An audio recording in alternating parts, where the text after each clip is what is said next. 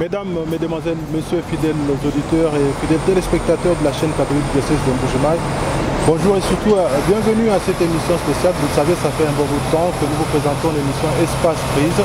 C'est une émission consacrée pratiquement aux réalisations du projet de renforcement des infrastructures socio-économiques de base dans la région du centre de la République démocratique du Congo. Et comme vous le savez, le chef de l'État, Félix-Antoine Tshisekedi Tshilombo, se bat nuit et jour pour que des solutions soient pratiquement données aux problèmes qui se posent dans la province du Kasai oriental. Et là, comme vous pouvez le constater, nous sommes à Bakwakapanga, précisément dans une station de la Régie des eaux. La Régie des eaux, c'est cette société qui produit de l'eau potable, qui donne de l'eau potable à la population du Kasai oriental. Alors cette société a connu pas mal de difficultés, pas mal de problèmes.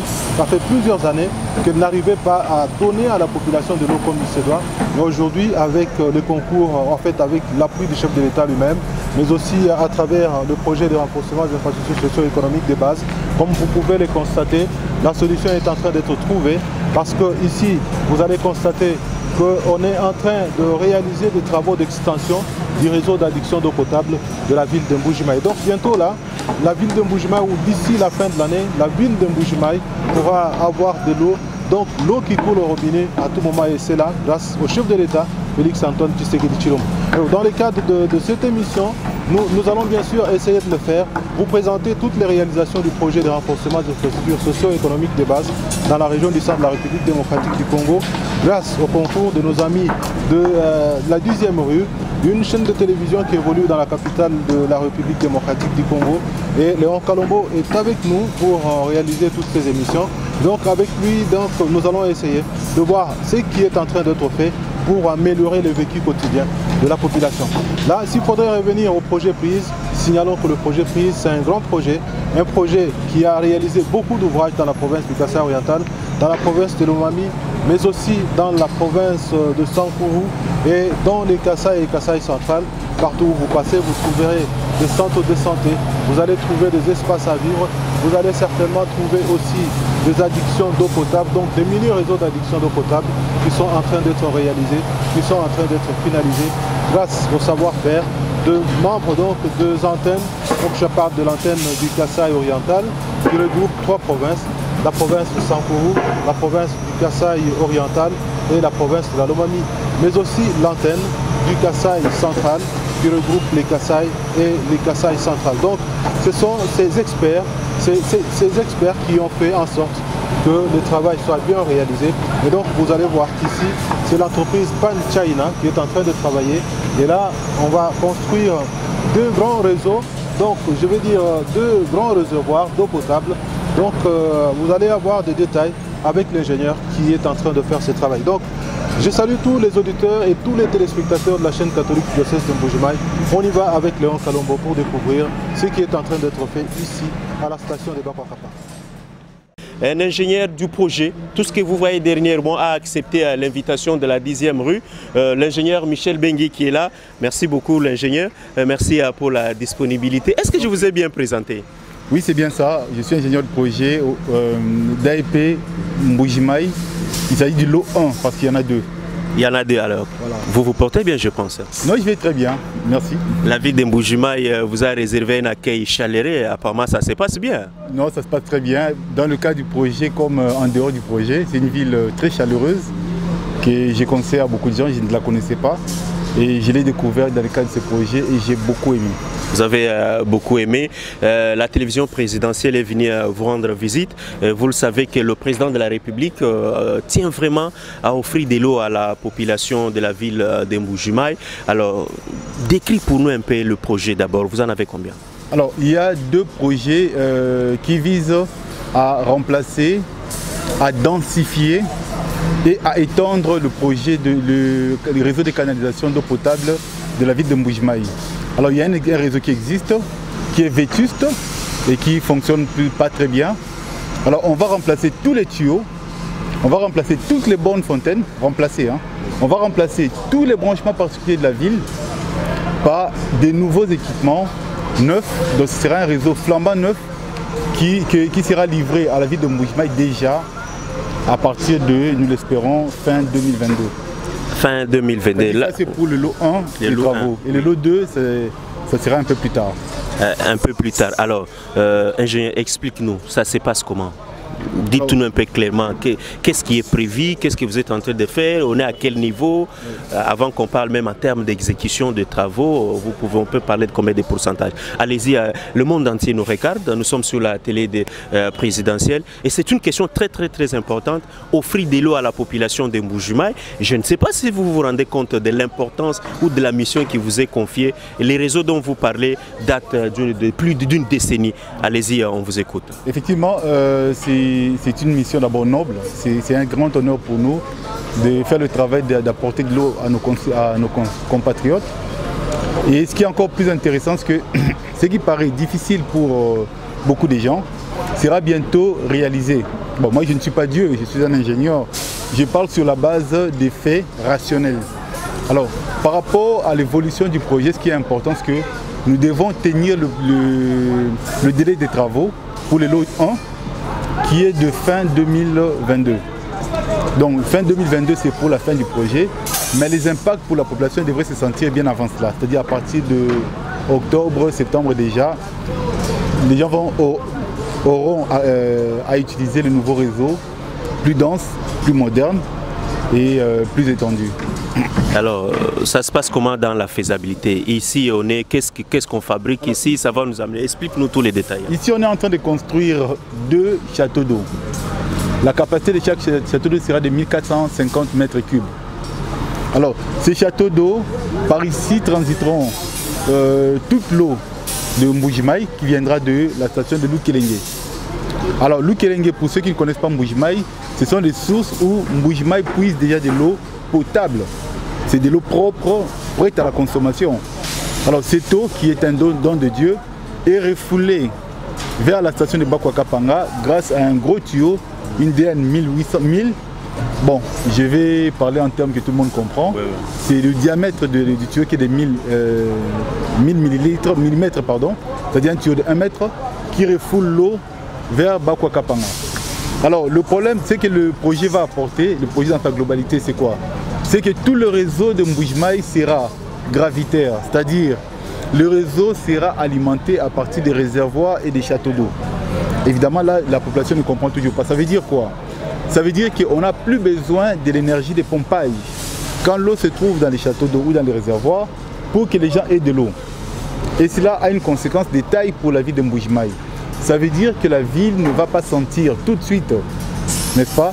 Il y aura un stock tampon qui fera que pendant 2 ou 1 jour, la ville continuera à avoir de l'eau, même si la Régie des eaux a un problème au niveau de la station de Bakwakapanga. Alors, pour ce qui est des réservoirs que nous sommes en train de construire ici, ça va recevoir l'eau qui sera ensuite distribuée dans 2 autres réservoirs qui seront construits dans le cadre du lot 2.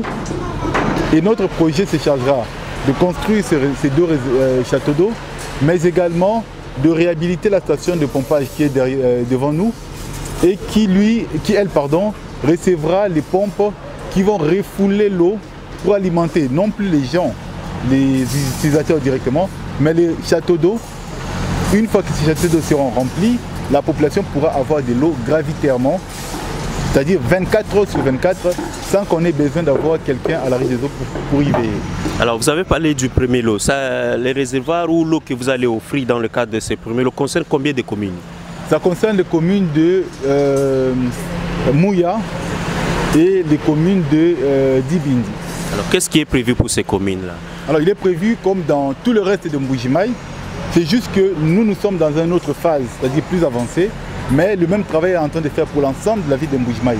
On va tout remplacer. On remplace les tuyaux, on remplace les bonnes fontaines, on remplace les branchements particuliers. Donc le réseau de la Régie des eaux sera flambant neuf. Mais en plus, on aura également une densification du réseau. Les personnes qui n'avaient pas de l'eau à proximité de chez eux auront de l'eau plus proche de chez eux et leurs branchements seront réhabilités. Alors, ingénieur Michel, cela pourra nous éviter ces spectacles que nous voyons des mamans avec des bassins d'eau dans le tête, nous voyons des gens avec des bidons d'eau dans la ville de Mbuji-Mayi. Est-ce que vous le savez, c'est un rêve? C'est un rêve et toute la population aspire un jour à vivre cela. Mais c'est quoi la différence entre les bornes fontaines et les branchements particuliers? Bon, la différence c'est quoi? C'est que les bornes fontaines sont des points des endroits où la population peut venir acheter de l'eau collectivement. C'est-à-dire on a des gens qui viennent vendre chez eux, ils achètent de l'eau, ils rentrent chez eux. Et puis il y a les branchements particuliers, ce sont des personnes qui ont l'eau à la maison. Donc la pompe à main jusque chez lui à la maison. Tout à fait, tout à fait. En fait, ce n'est pas la pompe, comme je disais tout à l'heure, oui. Ce sera maintenant des réservoirs. Parce que le problème des pompes, c'est quoi? C'est que quand il y a un problème technique, soit problème d'électricité ou problème de carburant ou je ne sais pas moi une panne, les gens arrêtent tout de suite d'avoir de l'eau. Mais le réservoir, l'avantage sera que pendant que l'arrêt des eaux est occupé à réparer la fuite, vous avez l'eau. Et quand la fuite ou le problème technique va disparaître, vous continuerez à avoir de l'eau sans que vous vous doutez qu'à un moment il y a eu un problème. À moins que ça persiste sur une longue période. Alors, le deux châteaux d'eau en construction aussi, les deux seuls peuvent alimenter toute la ville de Mbuji-Mayi? En fait, ce n'est pas des châteaux, c'est des châteaux d'eau qui vont prendre de l'eau de réserve en fait, pour une période. Ça peut être 2-3 jours. Et ensuite, il y a un pompage qui est effectué. Et là, c'est uniquement pour les deux communes? Non, non, non, les châteaux d'eau, c'est... Qu'est-ce que vous prévoyez pour les autres communes? Vous avez combien de projets et combien de financements? Justement, je voudrais préciser que moi, je suis... notre projet, c'est le lot 1. Nous avons, n'est-ce pas, un cahier des charges qui est bien défini. Notre travail, c'est de réhabiliter la station de pompage qui va alimenter les autres réservoirs, les autres projets, et je vais y revenir tout à l'heure, de faire ces châteaux d'eau qui sera un stock tampon. J'espère que je me fais comprendre, c'est-à-dire quand l'eau vient, il y a un réservoir d'eau, il y a une réserve d'eau. Ici pour Mbuji-Mayi, une partie sera distribuée sans pompage et l'autre partie ira dans les réservoirs qui eux aussi vont distribuer sans pompage. Alors pour le reste de la ville de Mbuji-Mayi, c'est la même chose qui sera fait. C'est-à-dire pour les communes par exemple de Kanchi, on a un réservoir qui sera construit au niveau de Chilomba. Je ne sais pas si vous connaissez Chilomba, c'est au niveau de... il y a une radio-télévision là-bas. Oui, oui, la population maîtrise bien les coins, allez-y. Merci beaucoup, à proximité du boulevard. Et puis il y a un autre réservoir qui sera construit au niveau de Maréchal. Un peu plus loin quand vous allez vers... Vous dépassez Kalalawangata, vous entrez un peu à l'intérieur. Tout à fait, comme si vous alliez vers l'école de M. Dikembe. Oui, oui. Alors, donc, ces travaux-là, je n'en parle pas parce que ça concerne le lot 2 des travaux. Et les deux lots se font maintenant parallèlement. Il y a une mission de contrôle, il y a un projet pour le lot 2. Et à terme, quand les deux lots seront réalisés, pour notre lot, la fin du projet, c'est normalement autour de la fin de 2022, n'est-ce pas? Mais les conséquences, bien sûr, seront repenties par la population bien avant cela.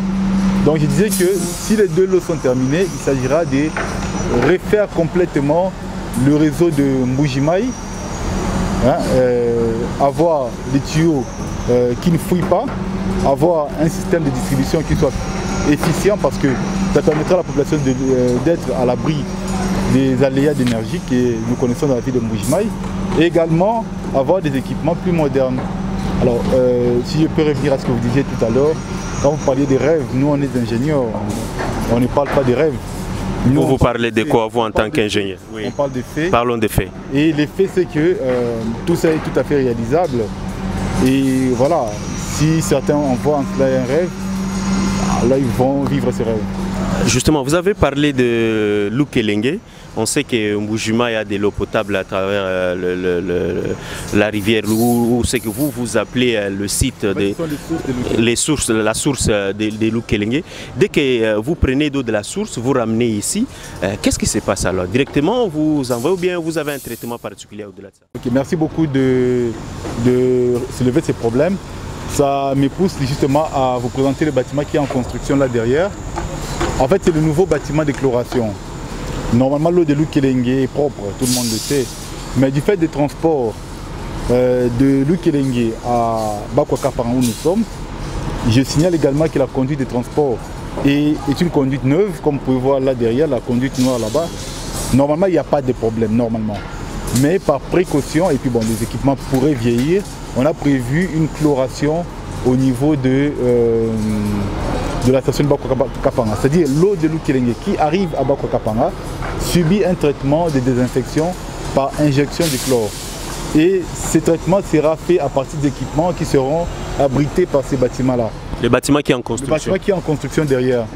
Alors le bâtiment de chloration comprendra également un magasin. Parce que vous imaginez bien que pour chlorer, il faut avoir une réserve de stock.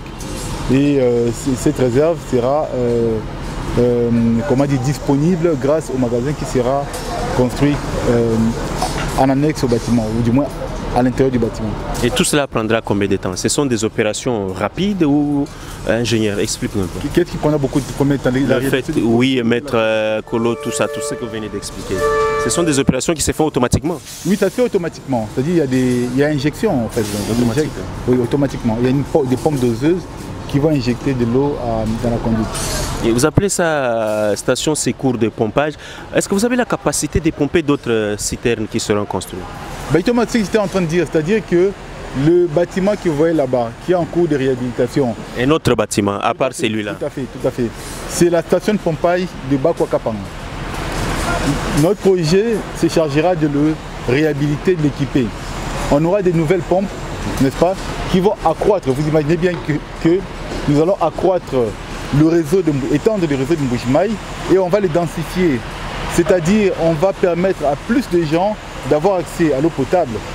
Et pour que ces gens aient accès à l'eau potable, il est tout à fait logique qu'il faut qu'il y ait plus d'eau. Et c'est comme cela qu'aussi bien au niveau de Lukelenge que de Bakwakapanga, de nouvelles pompes seront installées et on va augmenter la capacité de captage, c'est-à-dire le puisage d'eau de Lukelenge, parce que là la source. Et ici, on aura également une augmentation de capacité de pompage de l'eau vers la ville. Alors, merci beaucoup pour toutes ces explications. À part ces chantiers, vous avez un autre? Bon, en fait, notre projet consiste en des travaux de génie civil qui sont essentiellement concentrés ici. Mais ailleurs, nous avons, comme je disais tout à l'heure, des travaux de pose des réseaux. Qui sont en cours d'ailleurs dans la ville de Mbuji. Qui sont très avancés d'ailleurs. Nous sommes autour de 40% d'exécution. Il faut bien préciser ceci. C'est que notre projet a été très fortement impacté par le Covid et par les difficultés d'approvisionnement. Cependant, nous tenons, et ça c'est important de le dire, nous tenons la date du délai de fin de travaux. Par rapport à cela, nous avons décidé avec l'entreprise de pouvoir augmenter les équipes et d'accélérer les travaux. Donc c'est les 40% qui ont été exécutés pratiquement entre le mois de septembre et de décembre. Or la fin du projet, enfin je parle en termes de linéaire posé, la fin du projet c'est pour, là je parlais de 40% de pose de tuyaux. La fin du projet c'est autour de décembre, donc fin 2022. Et à cette date, nous espérons, s'il n'y a pas de perturbations exogènes liées, entre autres, à l'approvisionnement des fournitures, nous devrions boucler le projet.